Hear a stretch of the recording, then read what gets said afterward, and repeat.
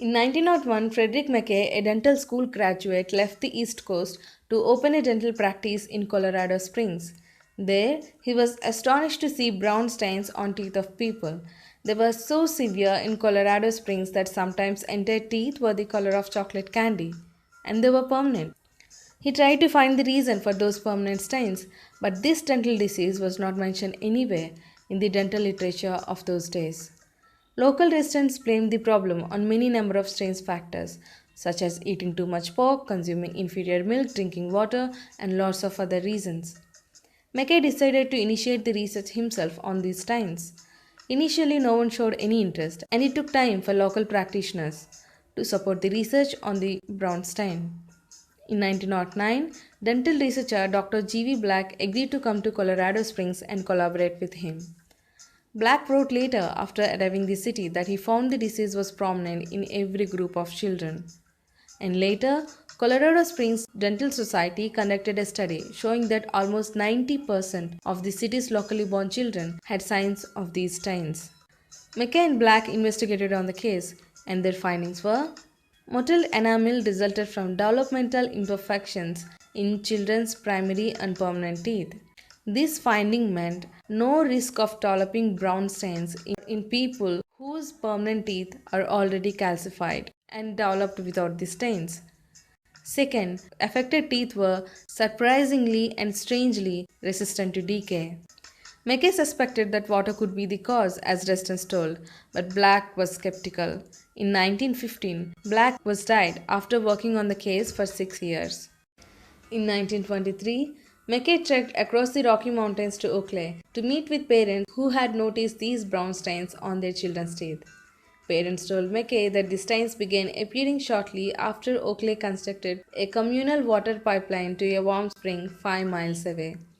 Mackay analyzed the water but found nothing suspicious in it.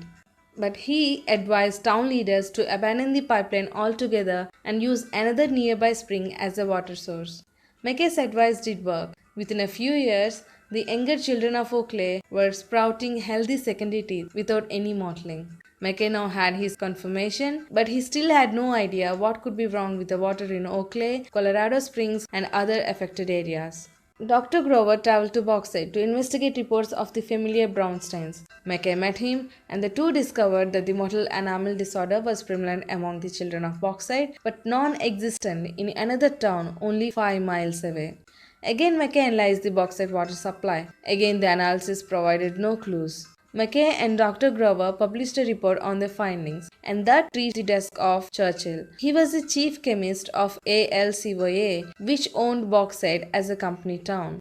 Churchill, who had spent the past few years refuting claims that aluminium cookware was poisonous, worried that this report might provide fresh fodder for ALCOA's detractors. So Churchill asked an assistant to test the bauxite water sample using photospectrographic analysis, a more sophisticated technology than that used by Mackay.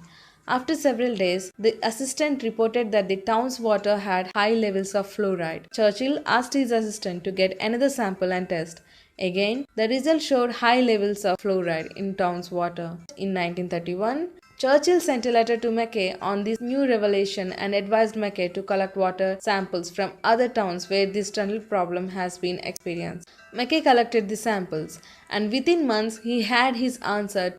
High levels of waterborne fluoride indeed caused the discoloration of tooth enamel. Story didn't end there. In 1931, Dr. H. Dean and other scientists started investigating research on fluoride and its effects on tooth enamel. Dean asked the help of Dr. whose name I cannot pronounce to develop a more accurate method to measure fluoride levels in drinking water.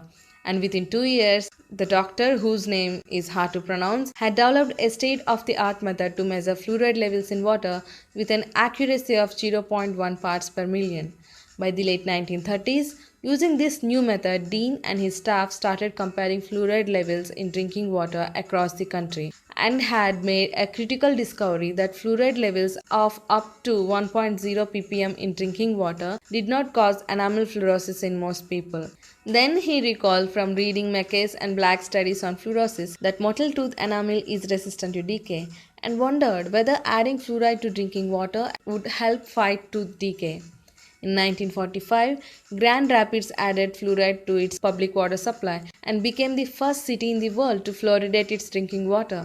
And after 11 years, it was reported that the caries rate among Grand Rapids children born after fluoride was added to the water supply dropped more than 60%. That's how tooth decay for the first time in history became a preventable disease for most people. Today, almost every toothpaste in the market contains fluoride as its active ingredient. So, take home message of the story: determination and curiosity of McKay took his project a long way, and with the support of others, helped to transform dentistry into a prevention oriented profession. Black helped him initially. He was a great researcher at that point of time, but because he said it is stupid to think that water could be the cause, McKay self doubted and he had to wait for some years. And that led to Grover, and that led to Churchill, and then Dean happened, and everything else is a history. So never ever let that curiosity to die.